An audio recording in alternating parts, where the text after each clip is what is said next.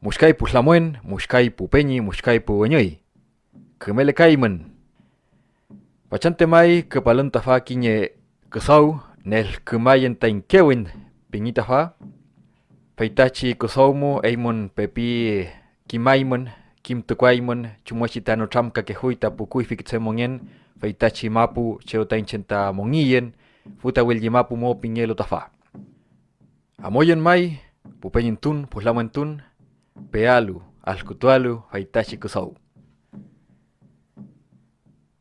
Fei, con el Nehuen del Xoxoi o Yahuilma y también del Teumel, animalitos que nuestro Shakisuam, que nuestro Kuifimu Piltún están asociados a la capacidad de hablar bien, de tener un buen Zungun. Iniciamos este trabajo que se llama Nelkmayentainkewent, algo así como soltemos nuestra lengua. Básicamente vamos a trabajar en los verbos, así que sin más demora vamos a definir a los verbos o al verbo como una clase de palabra que designa una acción o un estado. Ejemplos de verbos: estar, dormir, pensar, trabajar, comer, vivir, soñar, saltar. Un sinnúmero de palabras que nos remiten entonces a acciones o estados. A estas palabras, los verbos, le podemos aplicar transformaciones, lo que se denomina conjugar verbos. Y estas transformaciones que le vamos a aplicar al verbo nos van a permitir señalar o indicar quién realiza el verbo, ya sea la acción o el estado, cuándo se realiza y cómo se realiza.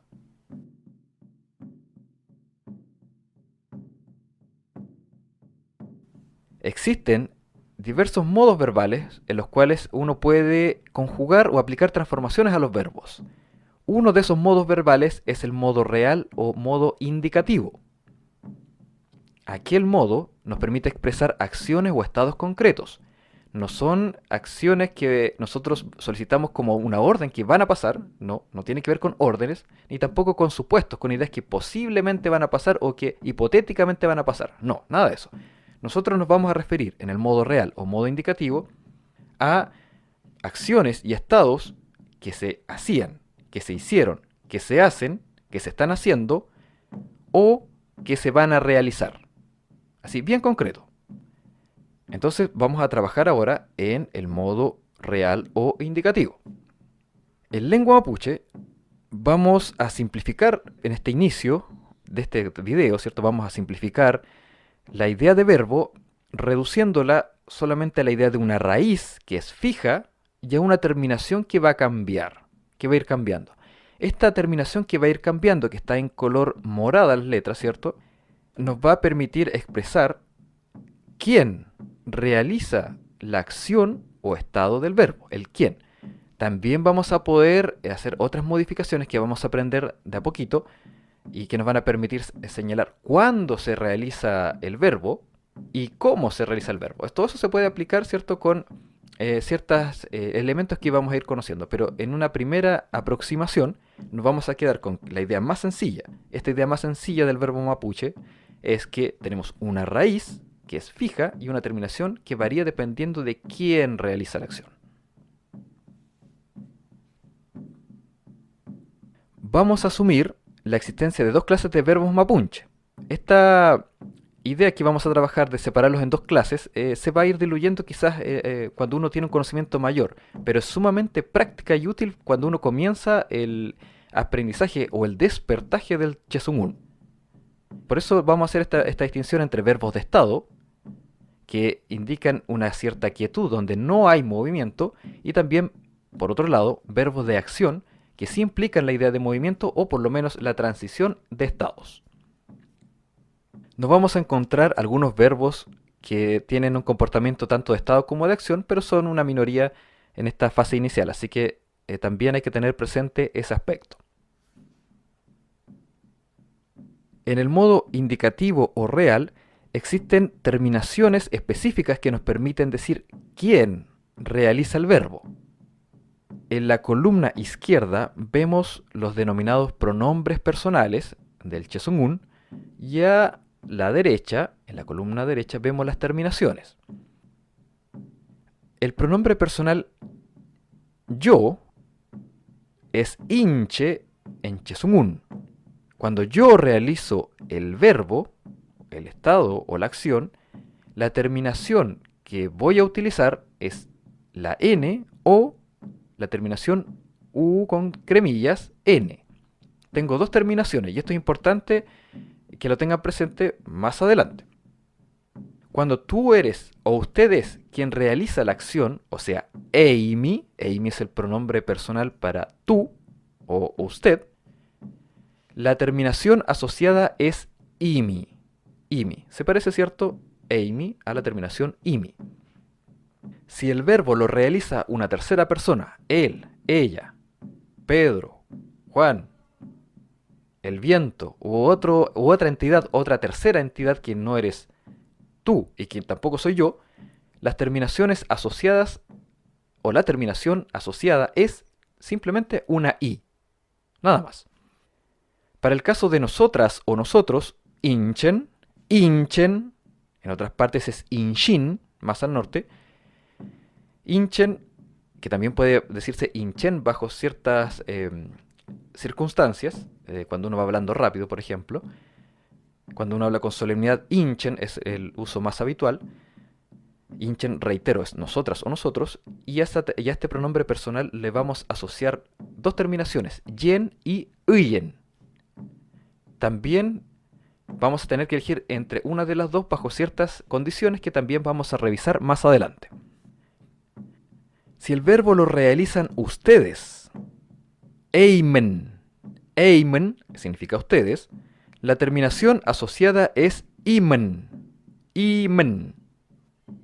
Finalmente, si son otras personas, terceras personas, ellas o ellos, también es una i la terminación, pero vamos a tener entre corchetes, porque a veces los vamos a utilizar y a veces no, un marcador de pluralidad que se llama, o que más bien que se pronuncia engen. También con los ejemplos esto va a ir tomando más consistencia, se va a entender de una mejor manera. Por ahora, tengamos presente que estas son las terminaciones del modo real. Importante señalar que la lengua mapuche en general, o el idioma mapuche en general, tiene una conjugación también dual. Hay terminaciones duales que hacen referencia a dos personas, es decir, a un yo, que somos tú y yo, a un ustedes dos y a un ellas o ellos dos. En Chesungun actual, o en Tsesungun actual, es muy difícil tener evidencias del uso de esta conjugación dual, por lo mismo no está puesta aquí. Faltan evidencias concretas y que de alguna manera también nos den certezas del uso anterior. En lo personal creo que sí había dual, pero obviamente uno no puede basarse en creencias sino tener datos más o menos consistentes. Y por esa razón, reitero, solamente vamos a trabajar con el número singular y plural. Algunas consideraciones de tiempo, porque es un tema importante. Ya sabemos quién hace una acción o quién hace un estado, pero ¿cuándo lo hace? Ese ya es un tema que generalmente comienza a generar inquietud o rápidamente uno entra a dudar cuál es el tiempo que estoy trabajando. Y eso es normal cuando uno comienza en un idioma. Estos elementos que voy a compartir ahora probablemente van a sonar difíciles de entender o no va a ser muy fácil de comprender en un inicio, pero en el siguiente video, que es el video más práctico, les aseguro que va a ser muy fácil aprender estas consideraciones teóricas que voy a presentar ahora. Primero, los verbos en la forma más simple, es decir, cuando hay una raíz y una terminación, van a estar en presente. Sí y solo sí son verbos de estado. Ya vamos a conocer cuáles son los verbos de estado. Y van a estar en pasado, realizado o pasado perfecto simple o pretérito indefinido, como lo aprendimos muchos de nosotros y nosotras. Un verbo de la raíz de la forma raíz y terminación van a quedar en pasado realizado si son de acción, en un pretérito indefinido o pasado perfecto simple. Son nombres extraños, lo sé, pero reiterar que estas explicaciones teóricas se van a hacer algo más comprensible y manejable cuando hagamos los ejemplos. Ahora, los verbos de acción, cuando están en la forma base, es decir, raíz más terminación, si yo le coloco petu adelante, vamos a señalar que esos verbos ya no están en pasado realizado, sino que estos verbos se están realizando ahora.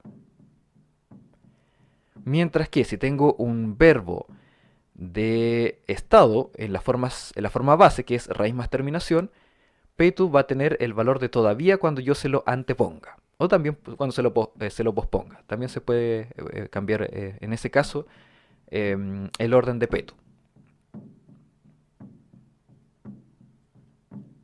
Finalmente, estos verbos de acción que están en pasado, cuando, reitero, están en su forma base, que es la idea de raíz más terminación, también se pueden pasar un tiempo presente, cuando normalmente están en pasado, si agrego la expresión eula o aula, que significa ahora. Más al norte, en Mapudungun y en Mapudungun, se dice beula o feula para decir ahora. En Chesungun o Tsesungun ocupamos eula o aula. Y también estos verbos en su forma raíz, en su forma base, que es raíz más terminación, también se entienden como en presente si, por ejemplo, están aconteciendo y yo lo estoy viendo. Si se constata en el contexto que están pasando ahora. Muy bien. Aquí tenemos dos ejemplos de verbos de estado, es decir, verbos que no implican un movimiento. El verbo estar o haber, de la raíz mle, y el verbo tener, cuya raíz es nie. ¿Qué hago? Mantengo siempre la raíz fija y le voy agregando las terminaciones que hemos visto anteriormente. Por ejemplo, cuando yo realizo la acción, cuando yo estoy, a la raíz mle le voy a agregar mi terminación asociada a yo, a inche. Esa terminación es una n. Por tanto, mlen significa estoy. ¿Quién está? Yo. Estoy.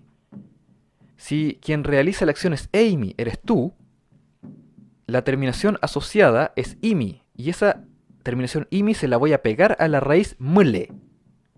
Y lo mismo con el resto de las terminaciones. En el caso de tener, si yo quiero decir yo tengo, inche, reiterar que inche tiene asociada la terminación n, nien es tengo. ¿Quién tiene? Yo tengo, yo. Nien, tengo. Yo puedo decir también inche nien, yo tengo. O simplemente puedo decir nien, tengo. Los pronombres personales no son obligatorios. Eso depende de si nosotros queremos usarlos o no. Nieyen, tenemos. Es el marcador yen está asociado a el pronombre inchen, que somos nosotras o nosotros. Y así, digamos, el resto de esta conjugación del verbo nie.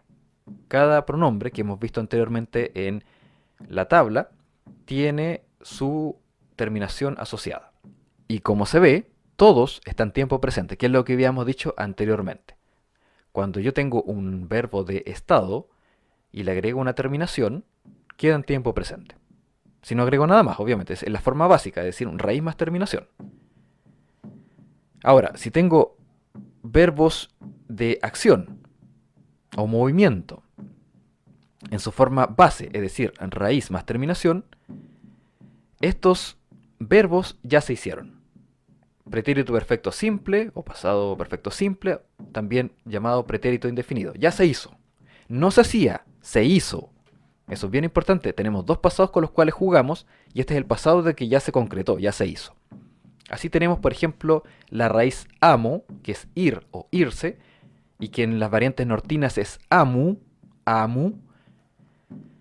y que nos permite esta raíz construir. Finalmente, ¿quién hace estas acciones con la aplicación de las terminaciones que ya hemos visto? Si tú eres quien realiza la acción de irse, tú es Amy como pronombre, y a ese pronombre Amy se le asocia una terminación, que es la terminación imi. Amoimi, fuiste o te fuiste. Amoi, esa I hace referencia a una tercera persona, él o ella, mi papá, el viento, no sé. Mi mamá, el gato, alguien se fue. ¿Quién se fue? No, eso lo tenemos que nosotros explicitar en el contexto. Pero finalmente si yo digo amoi, se fue. Y así con el resto de los ejemplos que aparecen ahí en la pantalla, cada terminación nos indica quién hizo la acción, en este caso, porque son verbos de acción, y siempre la raíz se mantiene fija. Muy bien, hasta ahí hemos visto lo más básico, porque esto es solamente un panorama general de los verbos, y ya con los ejemplos esto se va a aterrizar. Tenemos que la forma básica de los verbos mapuche es raíz y terminación. La terminación en letras moradas que estamos viendo. Ahora, nosotras y nosotros podemos ampliar la complejidad de este verbo.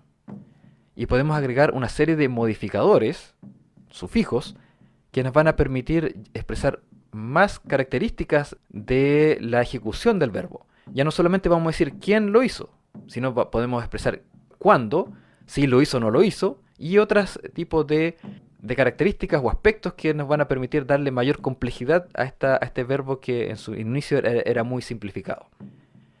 Entonces, con este ejemplo que vemos en la pantalla, vamos a tener que concebir el verbo como una raíz que va a estar acompañado de una serie de casilleros, y cada casillero va a generar una modificación a la raíz del verbo. Nos va a permitir agregar más elementos, hacerlo más complejo, dar mayor información respecto a la realización del verbo. Suena quizás un poco complejo a la primera, y es natural.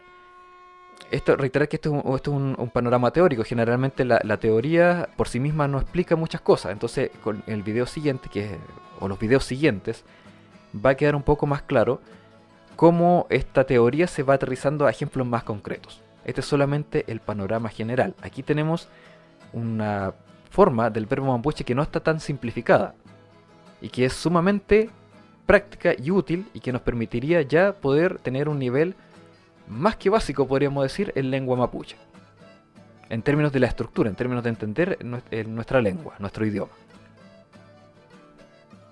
Veamos en forma muy resumida una descripción de cada partícula intercalar que aparece en el esquema anterior. Kuno es dejar hecha la acción o estado del verbo. Nosotros escuchamos muchas veces expresiones como ¿dejaste comido? ¿Dejaste almorzado? Esas ideas de dejar hecho algo está expresada en la partícula o el sufijo o el casillero kuno. También tenemos un casillero que nos permite hacer referencia a las ideas que se devuelven, que se reflejan o que se realicen en forma recíproca. No es lo mismo decir vimos a decir nos vimos. Esa idea de esa reflexión, esa acción que se devuelve o esa acción recíproca, la vamos a trabajar con una W, que también puede ser UW, dependiendo de ciertas condiciones que también vamos a revisar en su momento. No es lo mismo sentarse que estar sentado. La idea de estar algo la vamos a trabajar con le o kle. También podemos expresar la voz pasiva en Chezungun con ñe. No es lo mismo decir mi abuelo liberó al puma que el puma fue liberado por mi abuelo. El puma fue liberado. Para expresar esa idea tenemos que usar ñe. También eso a través de los ejemplos se va a clarificar más. Una de las partículas más empleadas en la cotidianidad es me, que tiene que ver con ir a realizar algo y después volver. Un ejemplo a la rápida. Si quintún es buscar, quintuñe busca, quintumeñe anda a buscar, pero vuelve, quintumeñe. También lo vamos a revisar en su momento. Ese me nos permite decir que una acción se va a realizar por allá, o un verbo se va a realizar por allá y después vuelve. El we, cuando yo quiero decir cosas como ya no llueve, magunt huelai, magunt huelai. Ese we nos va a permitir expresar esa idea del ya no. También tiene otros usos como la persistencia, que también evidentemente hay que trabajar con ejemplos para poder de alguna manera hacerlo más entendible. Por ahora solamente los estoy describiendo. Otro de los sufijos muy utilizados o casilleros muy utilizados es pa. que nos señala que la acción se realiza acá o se realiza hacia acá. También en los ejemplos va a quedar más claro. K, algo continuo, algo constante, a través del uso de K se expresa o se incorpora dentro del verbo. Que, el que nos va a permitir expresar que algo se realiza con costumbre, que algo se realiza regularmente. Ese es el uso de que también es muy frecuente en el habla cotidiana. ¿Cómo digo que no? En modo indicativo, con la. La, dentro del verbo, niega el verbo. Y también la va a ser nuestro, para efectos del aprendizaje, va a ser nuestro punto central, del cual vamos a poner sufijos que van antes que la negación y sufijos que van después de la negación. Obviamente la negación uno la puede obviar, la puede omitir, pero para términos del aprendizaje del Tsesungun vamos a ocuparla como un punto referencial dentro del verbo. Para expresar pasado, fu y hu. Fu en términos más formales y hu en términos más cotidianos, más informales. El futuro a través de a y si se cumplen o si se dan ciertas condiciones, también ya. Hablamos de situaciones que no están realizadas todavía. Entonces, a través de el casillero ya o a principalmente, a es el original, el ya es cuando agregamos un parche, nos permite hablar del futuro. Entonces, ahí tenemos una revisión muy general, o una descripción general de estas partículas intercalares, sufijos o casilleros que nos permiten ampliar nuestra concepción inicial de una raíz más una terminación a una estructura ya más compleja, sumamente funcional, muy interesante y también muy elegante, podríamos decir, y muy ordenada de nuestra lengua. Al momento de aplicar estos conocimientos teóricos, tenemos que tener ciertas consideraciones prácticas, fenómenos muy interesantes que se dan al momento del sungun, al momento de hablar. Uno de estos fenómenos, que lo vamos a plantear de una manera muy entendible. La I se va a comer a la E.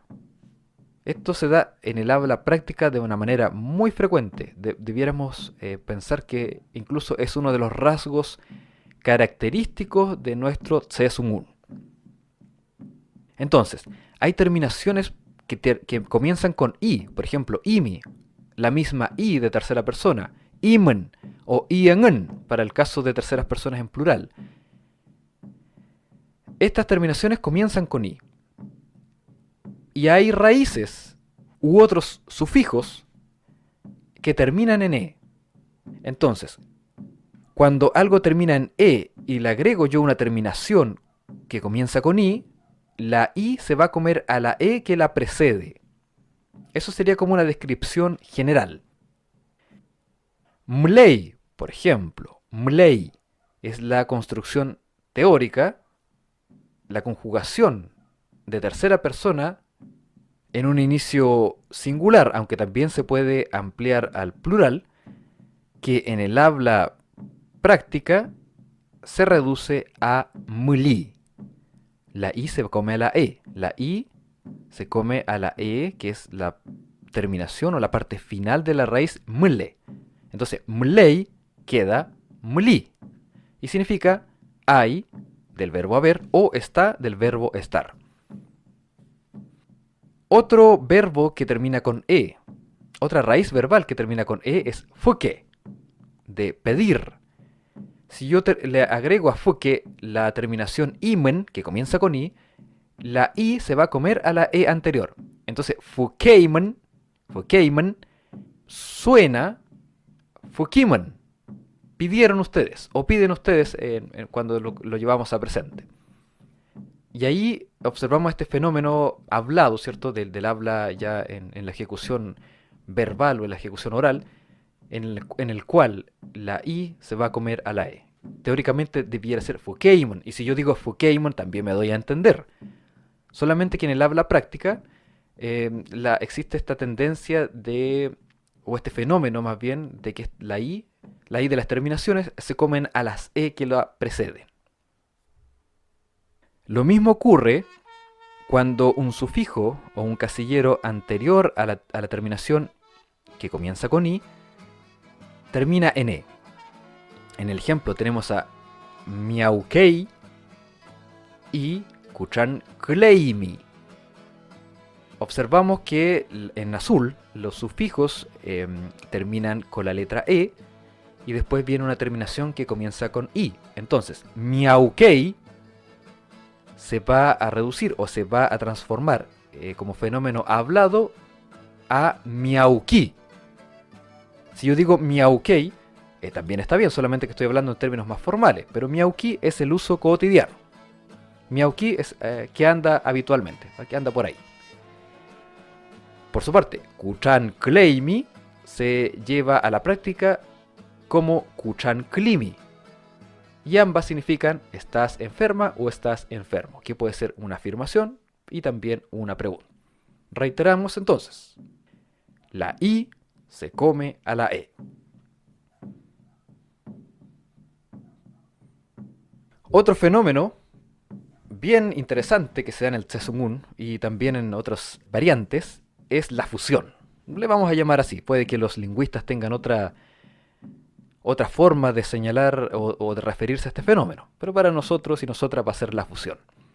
Entonces, cuando nosotros hacemos una construcción, una conjugación, puede darse el caso en que haya coincidencia de vocales, se junten vocales. Si las vocales son iguales, la regla general es que esas vocales iguales se fusionan en una sola. Por ejemplo, la raíz pi, que es decir, si yo quiero aterrizarla a tercera persona para decir dijo, ya sea que lo dijo él, ella, mi papá, el gato, no sé, pi, dijo, en términos formales debiera ser pi, porque tenemos la raíz que no varía, que es pi, y la terminación i. Pero ¿qué pasa? La regla general en la práctica es que las vocales iguales se van a fusionar. Entonces, esas dos i van a pasar a ser una i y simplemente pi queda como pi. No sé si más o menos se entiende, ¿cierto? Gráficamente ahí está el ejemplo. Otro, con la misma raíz pi, decir, la terminación para segunda persona singular, tú, es imi, por lo tanto, pi-imi es dijiste, y aplicando la regla que he mencionado recién, que las vocales que son iguales se fusionan, queda simplemente pimi, pimi. Para yo poder así entonces preguntar, ¿chen pimi? ¿Qué dijiste? Y aquí viene uno de los casos bien interesantes, porque la A de futuro muchas veces pasa desapercibida. Entonces por eso hay que estar muy atenta, muy atento a entender bien el contexto del uso de ciertas expresiones. Por ejemplo, nuchamkayen. Nuchamkayen, en el ejemplo, se ven dos A, pero en la práctica las dos A se fusionan en una. Entonces, nuchamkayen puede corresponder a una expresión futura como una expresión pasada también. Entonces, eso tiende a confundir. Uno podría decir nuchamkayayen, agregando el parche, que uno suele utilizar cuando hay una A antes del futuro, uno agrega una Y, pero eso se evita en una forma casi automática, una forma subconsciente por parte de los hablantes, de los y las hablantes. Entonces, si uno le pide, ¿cómo yo digo? Conversemos mañana o vamos a conversar, dicen Nutramkayen, y uno entiende como Nutramkayen como algo que ya pasó. Pero lo importante entender aquí es que en forma automática un hablante hace la fusión de las A en una sola y está hablando en futuro, como se muestra en el ejemplo.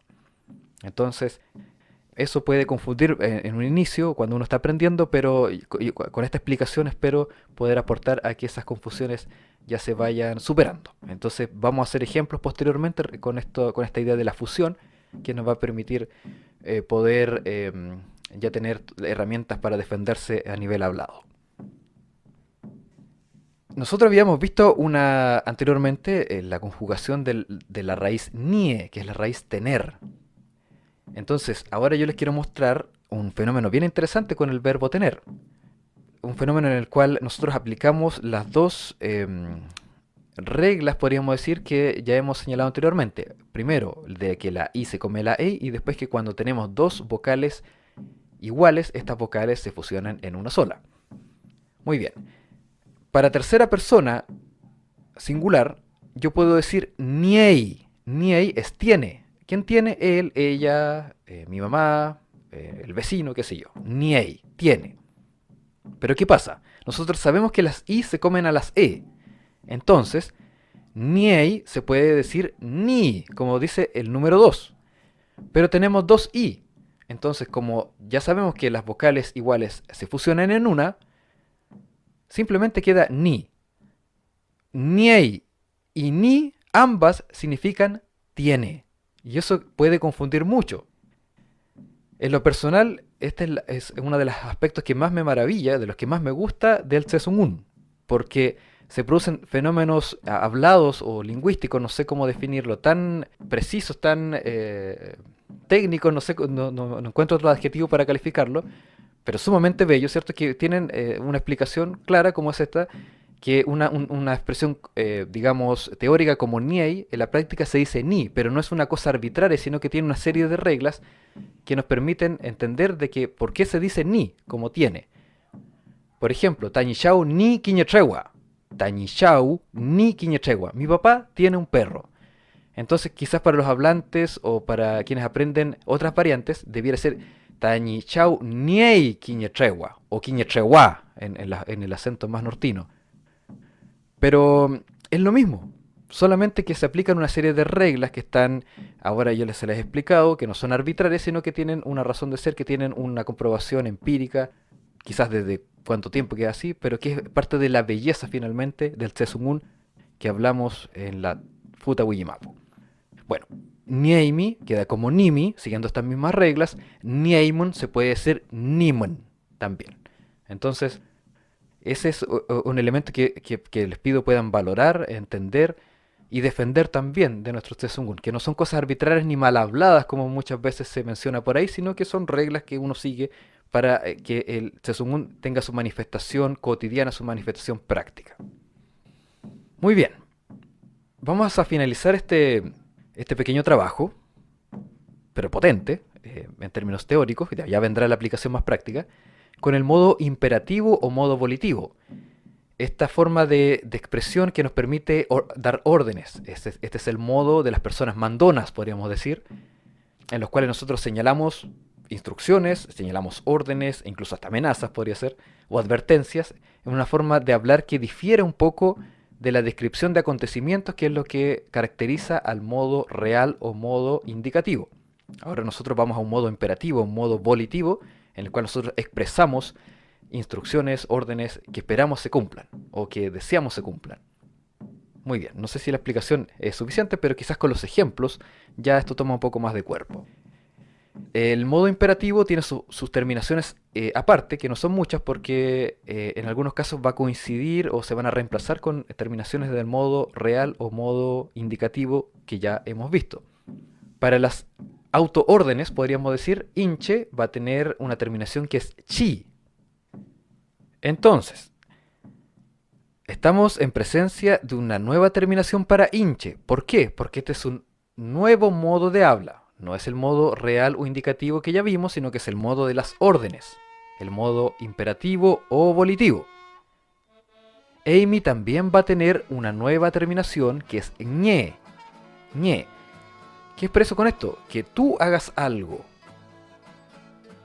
Feiti, que en realidad es un demostrativo. En lengua mapuche no existen pronombres personales para tercera persona, sino que nosotros, o más bien, en la lengua mapuche, cuando uno quiere referirse a una tercera persona, también incluye una cierta dimensión de distancia relativa con lo que está hablando. ¿Qué quiero decir?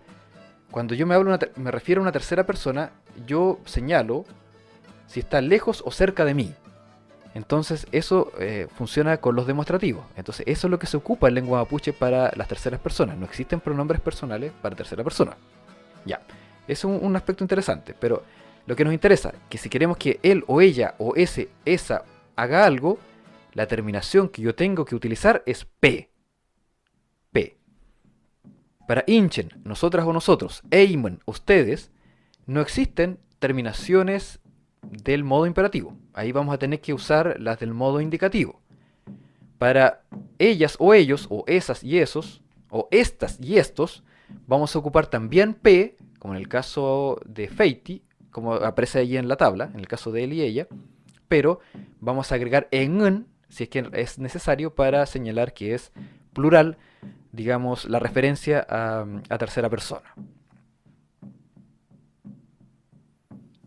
Como hacía mención anteriormente, para nosotras y nosotros, Inchen, y para Eamon, ustedes, no existen terminaciones específicas en el modo volitivo o modo imperativo.